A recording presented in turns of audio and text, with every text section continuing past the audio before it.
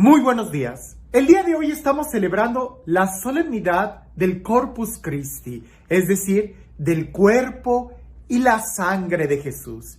Y esta es una gran fiesta porque es celebrar a Jesús mismo en el amor que Él nos tiene. Bien dice el evangelista San Juan, cuando va a empezar a narrar la última cena, que es el momento en donde Jesús instituye la Sagrada Eucaristía, San Juan da esa frase de introducción diciendo, habiendo amado a los suyos, decidió amarlos hasta el extremo. Y es que ese es el extremo del amor que Jesús nos tiene, el querer quedarse en este sacramento del cuerpo y la sangre de Jesús. No es algo nuevo. Está escrito en los evangelios y no es de sorprendernos el día de hoy si también los judíos se sorprendían cuando lo escucharon por primera vez de Jesús. En el capítulo 6 de San Juan, que es el que vamos a leer el día de hoy, Jesús habla de una manera tan fuerte, tan contundente, diciendo que su sangre es verdadera bebida y que su carne es verdadera comida, que nosotros debemos de beber su sangre y comer su carne. Jesús no está hablando de manera simbólica, lo dice de una manera tan fuerte que incluso los judíos que lo escuchan se sorprenden y se preguntan entre ellos, ¿cómo puede darnos a ofrecer su carne y su sangre? Era de sorprenderse, porque en aquel entonces, y si nosotros leemos con mucho cuidado y detenimiento el Antiguo Testamento, nos vamos a dar cuenta que la sangre tenía como diferentes efectos en la persona. Lo más notorio es de que la sangre, no podías tocar la sangre. Si alguien tenía una herida y estaba sangrando, no podías tocarla. Por eso los leprosos y todo lo que tenía que ver con la sangre, no podías tocarlo porque quedabas impuro. Pareciese que la sangre contaminaba a las personas, pero esa era la sangre de los enfermos, esa era la sangre de los heridos, de los lastimados. Pero había otra sangre que purificaba, sí, la sangre que se ofrecía en el templo como sacrificio, la de los corderos. Cuando una persona ofrecía un sacrificio por expiación de sus pecados, presentaba ese cordero, el sacerdote lo tenía que degollar en el altar, la sangre corría, el sacerdote tomaba la sangre y la rociaba sobre la persona que ofrecía ese sacrificio. Esa sangre que caía sobre la persona no la contaminaba, al contrario, la purificaba. Por eso cuando Jesús dice, mi sangre es verdadera bebida, quien bebe mi sangre tiene vida eterna, los judíos se sorprenden y dicen, pero ¿cómo puede darnos a ofrecer su sangre? Es decir, no podemos tocar la sangre de Él, o mucho menos Él se va a ofrecer como sacrificio por nosotros. Sorpresa, Jesús sí se ofreció como sacrificio por todos nosotros. Con mucha razón en la carta a los Hebreos nosotros leemos que Jesús es el sacrificio, es el Cordero de Dios, como San Juan el Bautista lo presentaba. He ahí el Cordero de Dios que quita el pecado del mundo, porque su sacrificio en la cruz, porque Jesús se entrega por amor a ti y a mí. La muerte de Jesús es una muerte ritual, es una muerte sacrificial, es decir, Jesús está tomando nuestro lugar. En la carta a los Hebreos se lee que si la sangre de animales tenía poder para perdonar nuestros pecados, ¿cuánto no más la sangre del Hijo de Dios, de Jesús, tiene poder para perdonar nuestros pecados? Ahora, hay algunos que el día de hoy dicen, bueno, es que Jesús está hablando de una manera simbólica. No, no está hablando de una manera simbólica. Y esto lo podemos nosotros leer detenidamente en el Evangelio y además entendiendo el contexto. Si Jesús hubiera hablado de una manera simbólica, ¿por qué la gente lo abandonó? ¿Por qué la gente se fue tan enojada? Si Jesús hubiera hablado de una manera simbólica, a nadie le hubiera molestado que Jesús hubiera dicho, yo soy el pan de vida. Pues claro, Jesús estaba dando la multiplicación de los panes, estaba haciendo muchos milagros, que bien se podría haber tomado esa analogía. Pero Jesús no lo dice de una manera análoga, Jesús lo dice de una manera real, pudiéramos decir, demasiado honesta y con una radicalidad que que la gente que lo está escuchando dice, este ya perdió su conciencia. ¿Cómo puede realmente darnos su sangre? ¿Cómo puede realmente darnos su cuerpo? Nosotros podemos ver esto desde dos maneras. Una, cuando Jesús está explicando esto, ya vimos, el contexto nos habla de que Jesús no está usando ningún ejemplo, lo dice y lo afirma.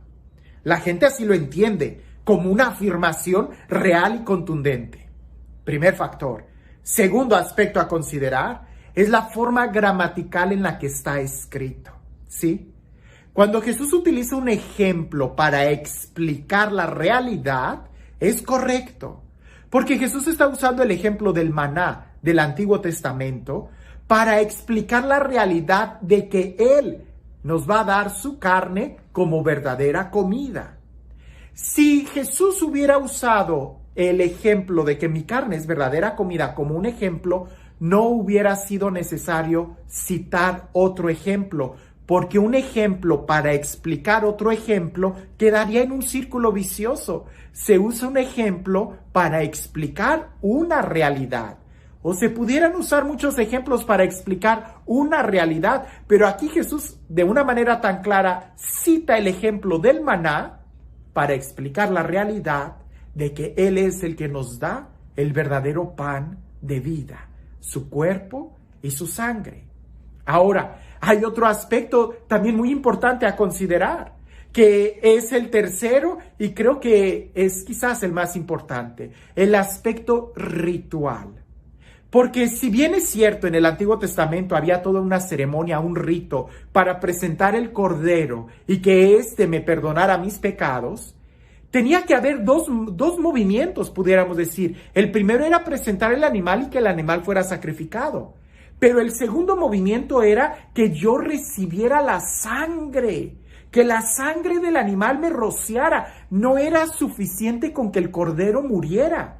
Yo tenía que recibir la sangre. Yo tenía que ser rociado con esa sangre.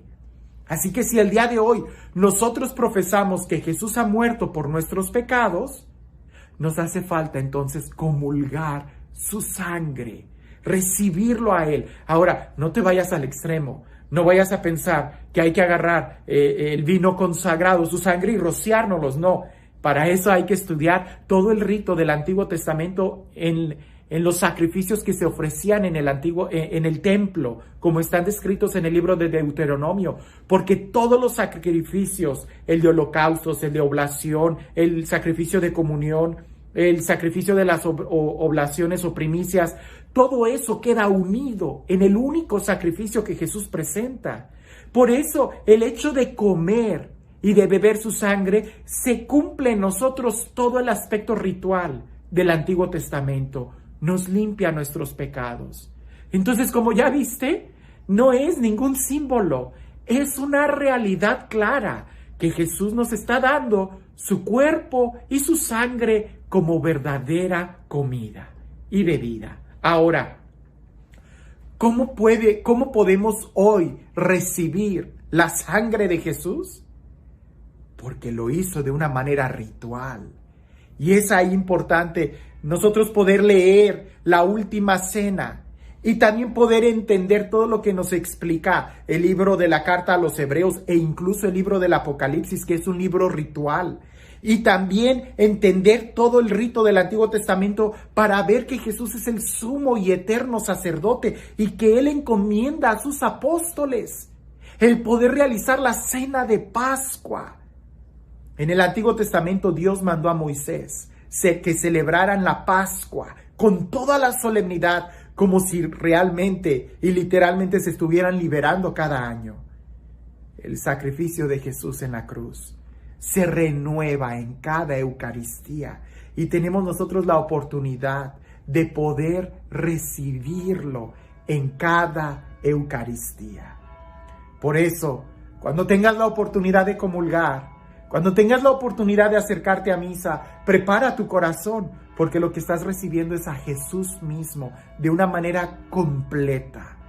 Es su carne y es su sangre.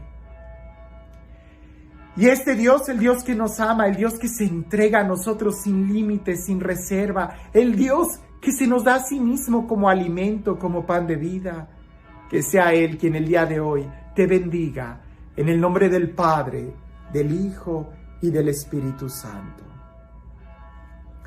Permíteme contarte una historia que cuando yo era niño y la leí me sorprendí mucho, me emocioné demasiado, y ya después cuando crecí, que tuve más acceso al internet, incluso hasta pude buscar algunas de las fotografías de esta santa, Santa Imelda, porque me sorprendió mucho su historia. Y he descubierto que cada vez que cuento esta historia, a muchos les abre los ojos y les ayuda a sensibilizarse más ante este milagro eucarístico. Hay muchos milagros eucarísticos, muchísimos, e incluso ha habido muchos hermanos no católicos que lo han dicho, que existen más milagros en la Iglesia Católica gracias a la Eucaristía que en muchas reuniones de milagros. El punto es la docilidad y sensibilidad que nosotros tenemos ante esta realidad sacramental, que Jesús está ahí por ti y por mí. Cerca del año 1200, 1100, no tengo la fecha, búscalo en internet, Santa Imelda. Ella es la patrona de los que hacen la primera comunión.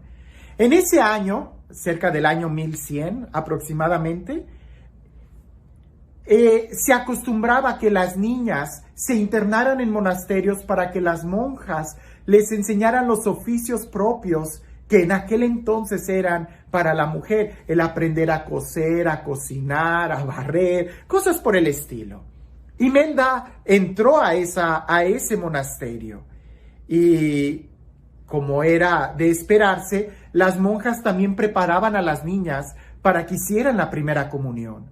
Bien, lo curioso es que Imelda no tenía la edad para hacer la primera comunión. Sin embargo, sí tomó las clases junto con las demás niñas. Y en esa clase, cuando están explicándoles sobre la primera comunión, la hermana que está dando la clase, la monja, les pregunta que si tienen alguna duda. E Imelda levanta la mano y seguramente la religiosa, la hermana, ha de haber pensado: ay, Imelda, tú ni siquiera vas a hacer la primera comunión, ¿qué pregunta puedes tener? Pero Imelda levantaba la mano y ya la hermana le dice: a ver, Imelda, ¿cuál es tu pregunta? E Imelda dice: ¿cómo es posible? ¿Cómo es posible? Y la hermana la interrumpe y le dice: ¿cómo es posible que Jesús esté ahí? Pues porque nada es imposible para Dios. Porque Dios quiere que incluso nos alimentemos de Él. Su palabra es alimento, también su cuerpo y su sangre es alimento. E Imelda dice: no. ¿Cómo es posible que un corazón siga latiendo después de recibir al autor de la vida? ¿Cómo es posible que un alma pueda resistir el recibir el amor mismo de Dios? La monjita se queda pensando y dice: no lo sé, Imelda, pues es un misterio de Dios. Lo que sí sabemos es de que efectivamente es el extremo del amor de Dios. Llega el día de hacer la primera comunión. Imelda no iba a poder realizar la primera comunión, y en aquel entonces las iglesias tenían muy bien diseñadas la forma de la cruz. Entonces las personas que iban a comulgar pasaban al frente y se hincaban. Pero Imelda está en la parte de atrás de la iglesia, justo a la mitad, en el pasillo que divide a la iglesia en dos.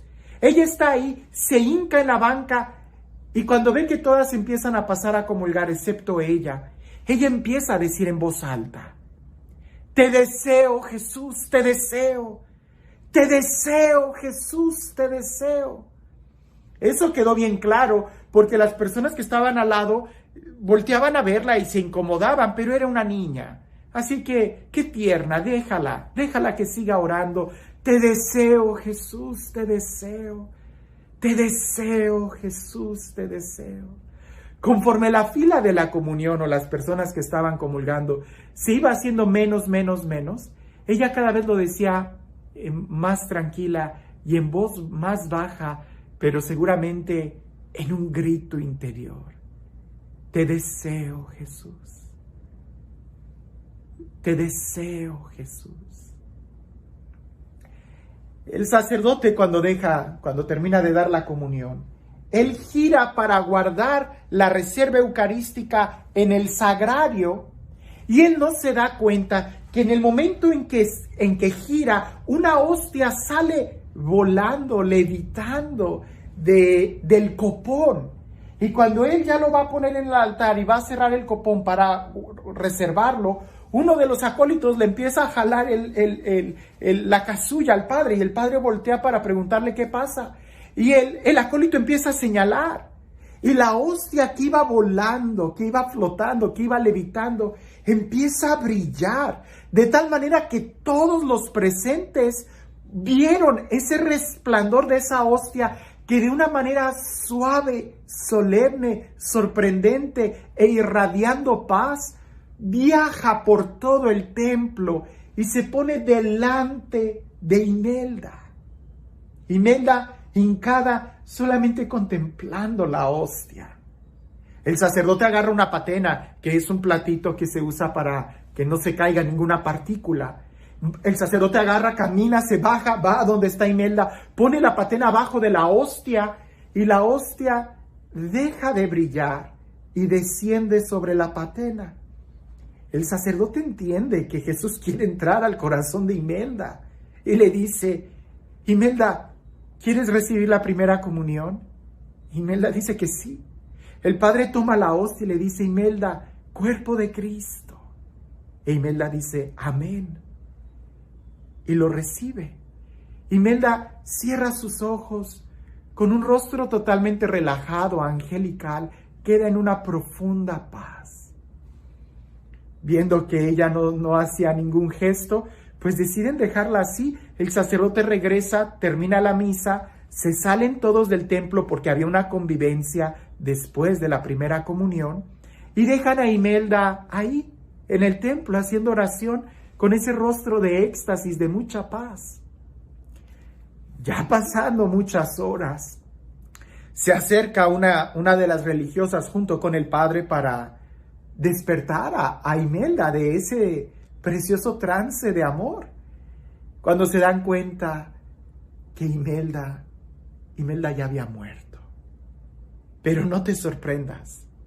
Incluso todavía hasta el día de hoy pareciese que hay un debate en que si murió o sigue en éxtasis. Porque el día de hoy tú todavía puedes contemplar el rostro de Imelda. Su cuerpo no se ha corrompido. Está así, totalmente relajada en una actitud de oración. La vistieron con un traje propio de novia, que es el de las niñas que hacen la primera comunión, que expresa ese esposorio místico con Jesús. Y sí, a través de la historia ha habido quienes, por querer cuidar el milagro que tienen enfrente, han querido cubrirla con cera y cosas por el estilo, pero todavía a pesar de todo eso, ya más de 800 años, puedes contemplar a Imelda en ese profundo éxtasis de amor. Esto no quiere decir que tú te vayas a morir al recibir a Jesús. Por supuesto que no. Quiere decir que tú puedes vivir al recibir a Jesús. Hoy celebramos la solemnidad del cuerpo y la sangre de Cristo. Nada es imposible para Dios. Pero el día que tú puedas, no pierdas ninguna oportunidad. Porque nunca va a ser suficiente, jamás va a ser suficiente. El poder escuchar la predicación a través de los medios de comunicación, el poder ver la misa, que el recibirlo, que el comerlo y el beber la sangre de Jesús. En aquel entonces muchos lo abandonaron. Hoy, ¿cómo está tu corazón? Arde en deseo, en amor, así como el corazón de Jesús ardió en deseo y en amor de llegar al tuyo, que por eso nos dejó este sacramento. Que tengas un excelente día.